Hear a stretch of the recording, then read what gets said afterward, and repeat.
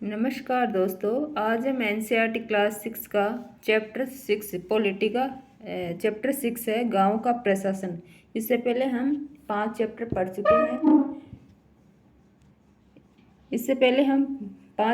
चुके हैं। ठीक है, आज इसका चैप्टर 6 है। तो चलो दोस्तों पढ़ना शुरू करते हैं। ठीक है। भारत में 6 लाख से अधिक गांव हैं। उनकी पानी, बिजली, सड़क आदि की जरूरतों को पूरा करना कोई आसान काम नहीं है। इसके अलावा जमीन के दस्तावेजों का रख रखाव करना पड़ता है और आपसी विवादों को भी निपटाने की जरूरत पड़ती है। इन सब की व्यवस्था के लिए गांव का प्रशासनिक ढांचा होता है। इस पाठ में हम 2 ग्रामीण प्रशासनिक अधिकारियों के काम के बारे में थोड़े से विस्तार से पढ़ेंगे। जमीन अपने खेत में मिला ली और अपने खेत का आकार बढ़ा लिया। एक मिनट शोर यहाँ से है। गांव में झगड़ा। मोहन एक किसान है। उसके परिवार के पास थोड़ी सी खेती या जमीन है जिस पर वह कई सालों से खेती कर रहा है। उसके खेत से लगा हुआ ही रघु का खेत है। दोनों के खेत एक छोटी सी मेड़ में से अलग होते हैं। एक सुबह मोहन ने देखा कि रघु ने मेड़ को थोड़ा आगे बढ़ा लिया था। ऐसा करके उसने मोहन की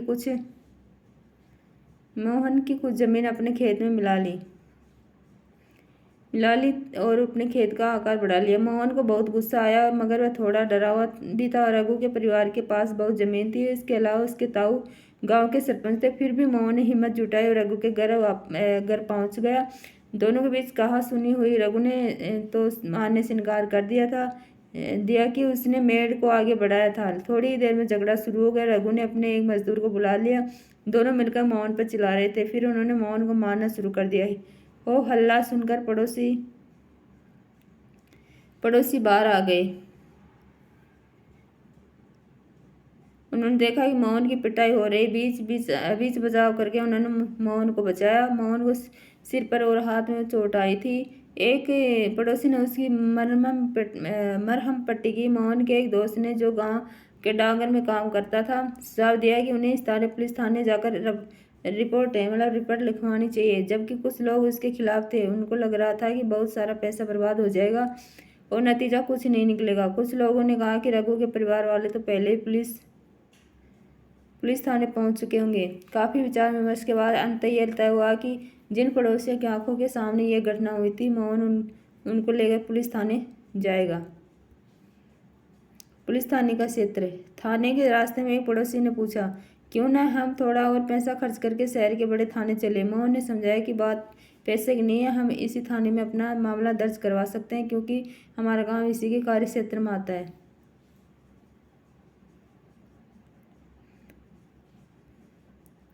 हर पुलिस थाने का एक कार्य क्षेत्र होता है जो उसके नियंत्रण में रहता है। लोग उसी क्षेत्र में हुई चोरी, दुर्घटना, मारपीट, झगड़े आदि की रिपोर्टें उसी थाने में लिखवा सकते हैं। वह वहाँ के थानेदार की जिम्मेदारी होती है कि वह लोगों से घटना के बारे में पूछताछ करे, जांच पड़ताल करे और अपने क्षेत्र के अंदर मामलों पर कार्रवाई करे। अगर आपके घर में चोरी हो जाती है तो आप किस थाने में जाकर अपनी शिकायत दर्ज करवाएंगी? मोहन और रघु के बीच किस बात को लेकर विवाद हुआ था? मोहन और रघु से झगड़ा करने में क्यों डर रहा था? डर क्यों लग रहा था? कुछ लोगों ने कहा कि मोहन को पुलिस थाने में मामला दर्ज करवाना चाहिए, जबकि कुछ ऐसा करने से मना किया। लोगों ने अपनी राय के लिए क्या तर्क दिए? पुलिस थाने में होने वाला काम। जब सब लोग पुलिस थाने पहुंचे तो मोहन थानेदार के पास गया और उसे पूरा मामला बताया। उसने यह भी बताया कि वह अपनी शिकायत लिखित रूप में देना चाहता है। थानेदार ने बड़ी बेरुखी से कहा कि आपके पास छोटी छोटी शिकायतों की जांच पड़ताल का समय नहीं है। मोहन ने अपने घाव भी दिखाए, लेकिन थानेदार पर कोई असर नहीं हुआ। मोहन हैरान था कि उसकी शिकायत आखिर दर्ज क्यों नहीं की जा रही थी। मोहन बाहर गया और अपने पड़ोसियों को बुलाकर अंदर ले आया। पड़ोसियों ने थानेदार को समझाया कि मोहन को उनकी आंखों के सामने पीटा गया और अगर वे उसे न बचाते तो बहुत ही गंभीर चोटें आती। उन्होंने मामला दर्ज करने पर जोर दिया। अंततः थानेदार राजी हो गया। उसने मोहन को अपनी शिकायत लिखकर देने को कहा। थानेदार ने वादा किया कि अगले दिन एक हवलदार घटना की जांच पड़ताल के लिए उनके यहाँ पहुंचेगा। पुलिस थाने में जो भी उसे एक नाटक के रूप में दिखाई। फिर यह बताई, मोहन थानेदार पड़ोसी भूमिका निभाते हुए आपको कैसा लगा? क्या थानेदार इसी स्थिति को सैन्य तरीके से संभाल सकता है? राष्ट्रीय विभाग का काम। राजस्व विभाग का काम। आपने पढ़ाई मोहन और रघु में खेत की मेड़ को लेकर जबरदस्त लड़ाई हुई। क्या ऐसा कोई तरीका नहीं था जिससे वह अपना मामला शांतिपूर्ण सुलझा लेते? क्या कोई ऐसे अभिलेख यानी रिकॉर्ड होते हैं जिनसे यह पता चल जाए कोई कि गांव में किसके पास कौन सी जमीन है? चलिए पता करते हैं कि यह कैसे किया जाता है। जमीन को नापना और उसका रिकॉर्ड रखना पटवारी का मुख्य काम होता है। अलग अलग राज्यों में इसको अलग अलग नाम से जाना जाता है। कहीं पटवारी, कहीं लेखपाल, कहीं कर्मचारी, कहीं ग्रामीण अधिकारी तो कहीं कानून को कहते हैं। हम यहाँ जमीन का लेखा जोखा रखने वाले कर्मचारी के पटवारी शब्द का इस्तेमाल कर रहे हैं। प्रत्येक पटवारी कुछ गाँवों के लिए जिम्मेदार होता है। अलग पृष्ठ पर दिए गए एक नक्शे और उनके अनुसार बने खसरे यानी रजिस्टर के विवरण को देखिए। यह पटवारी द्वारा रखा गया गाँव के लोगों की जमीन के रिकॉर्ड का एक हिस्सा है। आमतौर पर पटवारी के पास खेत नापने के लिए अलग अलग तरीके होते हैं। कई जगहों पर वह एक लंबी लोहे की जंजीर का इस्तेमाल करते हैं, इसे जरीब कहते हैं। ऊपर दी गई कहानी में पटवारी मोहन और रघु के खेतों को नापकर यह देख सकता था कि वह गांव के नक्शे से मेल खाता है या नहीं। अगर वह नक्शे मेल नहीं खाता तो उसको पता चल जाता कि मेड़ किसका अगर खेत की सीमा बदल गई है। पटवारी किसानों से भूमि कर भी इकट्ठा करता है और सरकार को अपने क्षेत्र में उगने वाली फसलों के बारे में जानकारी देता है। ये काम वह अपने रिकॉर्डों के आधार पर करता है। इसलिए ज़रूरी है कि वह उनको समय समय पर दुरुस्त करता रहे। किसान कई बार फसल बदल देते हैं और कुछ उगाने लगते हैं। अगर आप ग्रामीण क्षेत्र में रहते हो तो पता कीजिए आपके क्षेत्र का पटवारी कितने गाँवों के लिए जमीन के अभिलेख रखता है। गाँव के लोग पटवारी को से कैसे संपर्क करते हैं? खसरा कहलाने वाले इस रिकॉर्ड में पटवारी ने नीचे दिए गए जमीन के नक्शे के मुताबिक सूचनाएं भरी है। इससे पता चलता है कि जमीन का कौन सा टुकड़ा किसके नाम है। इस रिकॉर्ड और नक्शे को देखिए और मोहन और रघु को जमीन से संबंधित सवालों का जवाब दीजिए। ये मतलब एक जमीन का वो रिकॉर्ड बनाया हुआ है, ठीक है। जैसे क्षेत्र कितना हेक्टेयर है, जमीन मालिक के नाम, पिता, पति और पता किसके नाम है। यदि बटाई पर तो दूसरे किसान का नाम, बटाई का हिस्सा, ठीक है। इस साल जोती गई जमीन, फसल कितनी हुई, कितना क्षेत्र था, अन्य फसलें कितनी थी, प्रति मतलब जमीन कितनी खाली थी, सुविधाएं क्या क्या थी, ये सब है इसमें, ठीक है। ये एक नक्शा है, ये नक्शा बनाया हुआ है। जैसे मोहनी खेत के दक्षिण में जो जमीन वह किसकी है, ठीक। रघु और मोहन की जमीन के बीच की सीमा निशान लगाइए। खेत संख्या 3 को कौन इस्तेमाल कर सकता है? जैसे 3, खेत संख्या 2 और 3 समझिए क्या क्या जानकारी मिल सकती है। ये मतलब चिन्ह है, जैसे सीमा का सीमा ये है, ये सीमा, ये चारागाह हो गया, ये कच्ची सड़क हो गई, ये ठीक है, ये कुआं हो गया, ये पक्की सड़क हो गई, ये पेड़ हो गए, ठीक। ये चिन्ह के माध्यम दर्शा रहे हैं। किसानों को अक्सर अपने खेत के नक्शे रिकॉर्ड की जरूरत पड़ती है। इसके लिए उनको कुछ शुल्क देना पड़ता है। किसानों को उनकी नकल पाने का अधिकार है, हालांकि कई बार उनको ये रिकॉर्ड आसानी से नहीं मिलते हैं। लोगों को इसको हासिल करने में कई मुश्किल का सामना करना पड़ता है। कई राज्यों में ये सारे रिकॉर्ड कंप्यूटर में डालकर पंचायत के दफ्तर में रख दिए गए हैं ताकि वे आसानी से लोगों को उपलब्ध हो सके। कई सूचनाओं के अनुसार नियमित रूप से दुरुस्त होते रहे। आपको क्या लगता है किसानों को इस रिकॉर्ड की जरूरत कब पड़ती होगी? नीचे दी गई स्थितियों पढ़िए और मामलों को पहचानिए। जमीन की रिकॉर्ड अनिवार्य है और यह भी बताइए कि किस लिए जरूरी है। एक किसान दूसरे किसान जमीन खरीदना चाहता है। एक किसान अपनी फसल दूसरे को बेचना चाहता है। एक किसान को अपनी जमीन में कुआं खोदने के लिए बैंक से कर्ज चाहिए। एक किसान अपने खेत के लिए खाद खरीदना चाहता है। एक किसान अपनी जमीन अपने बेटे को बांटना चाहता है।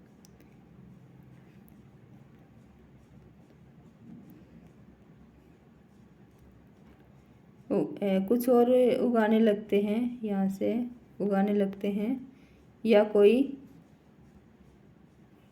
कहीं कुआं खोद लेता है। इन सब का हिसाब रखना सरकारी राजस्व विभाग के काम होता है। इस विभाग के वरिष्ठ लोग इस काम का निरीक्षण करते हैं। भारत में सभी राज्य जिलों में बटे हुए हैं। जमीन से जुड़े मामले व्यवस्था के लिए इन जिलों को और भी छोटे खंडों में बांट दिया जाता है।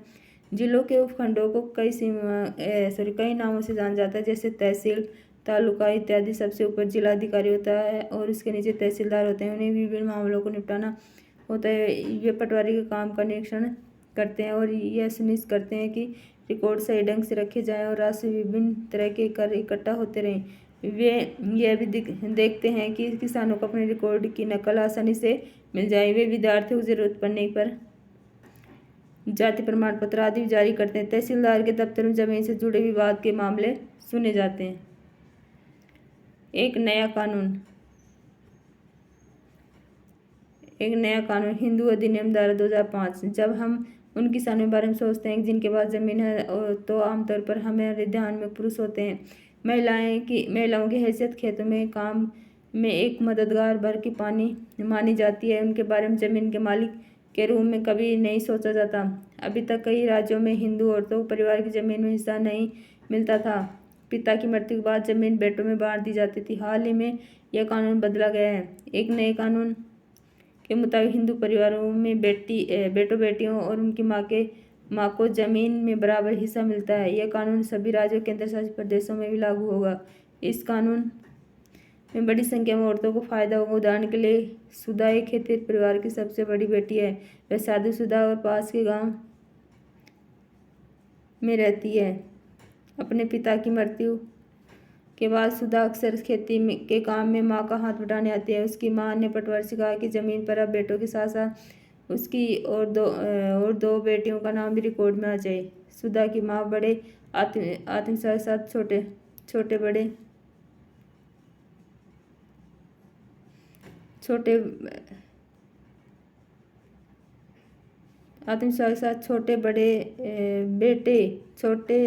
बेटे और बेटी की मदद से खेती का काम संभालती है। सुधा भी इसी निश्चिंता में जी रही थी कि जरूरत पड़ने पर वह अपने हिस्से की जमीन से काम चला सकती है।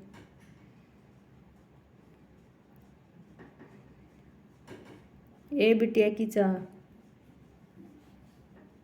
विरासत में मिला यह घर। पापा को अपने पिता से यही घर मिलेगा, मेरे भैया को मेरे पिता से, पर मैं और मेरी माँ हमारा क्या। बता दिया गया मुझे पिता के घर में हिस्से की बात औरतें नहीं किया करती, लेकिन मुझे चाहिए एक घर अपना, बिल्कुल मेरा अपना नहीं चाहिए दहेज में रेशम और सोना।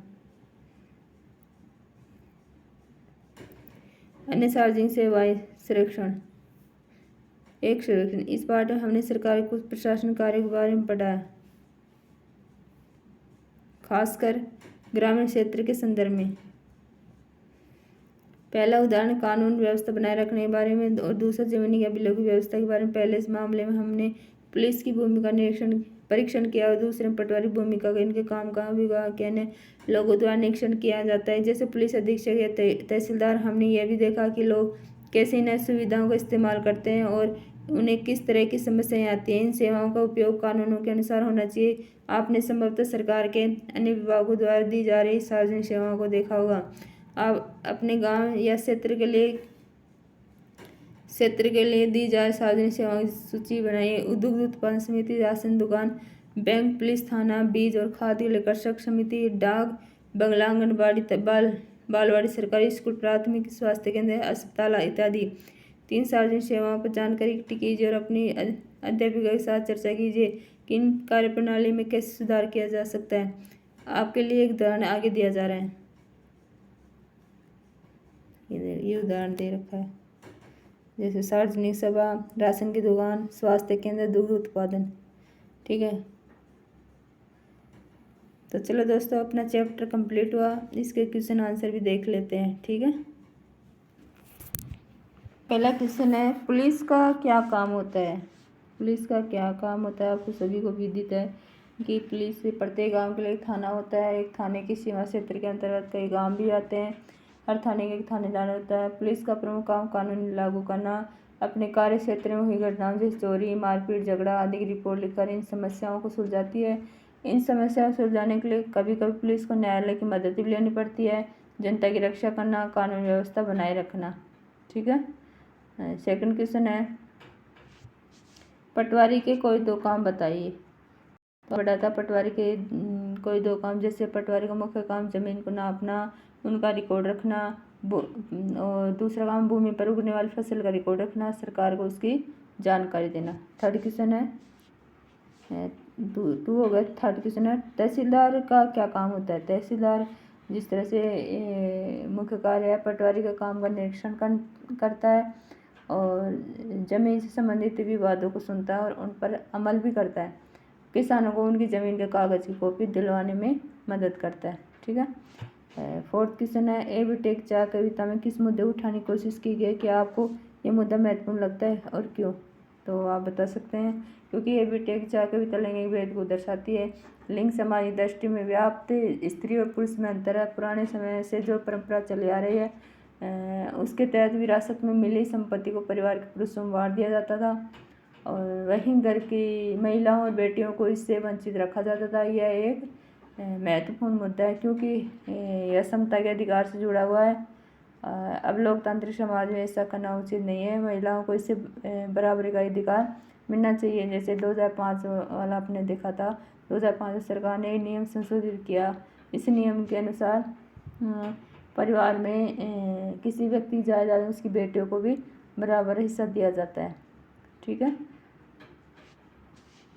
और फिफ्थ क्वेश्चन अपना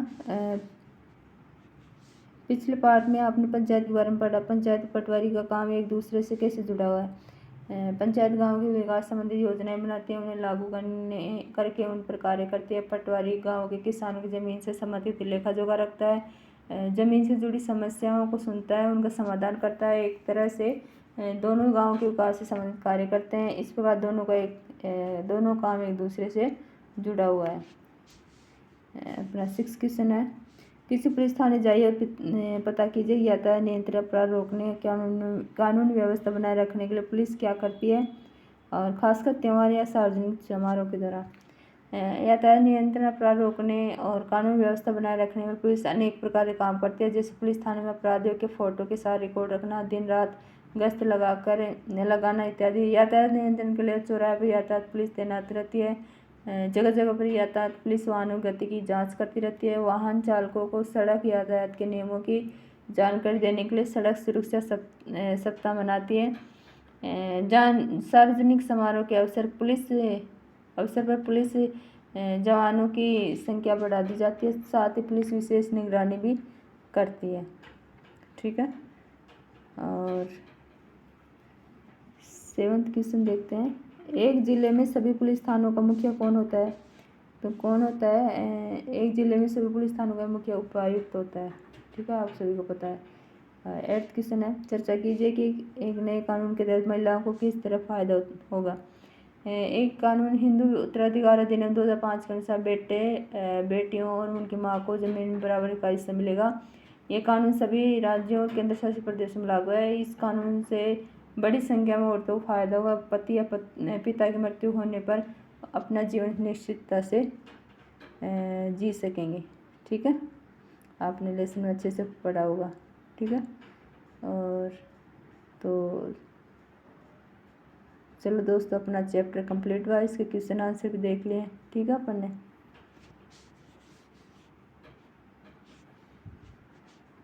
आपको ये चैप्टर से समझ में आया होगा और इसके क्वेश्चन आंसर भी समझ में आए होगा। ठीक है। तो ये नवा क्वेश्चन मुझे नहीं लगता आपको डिफाइन करने की ज़रूरत है क्योंकि ये अपन ने चैप्टर में अच्छे से पढ़ा था। ठीक है। तो चलो दोस्तों, नेक्स्ट चैप्टर में जल्दी मिलते हैं। Thank you.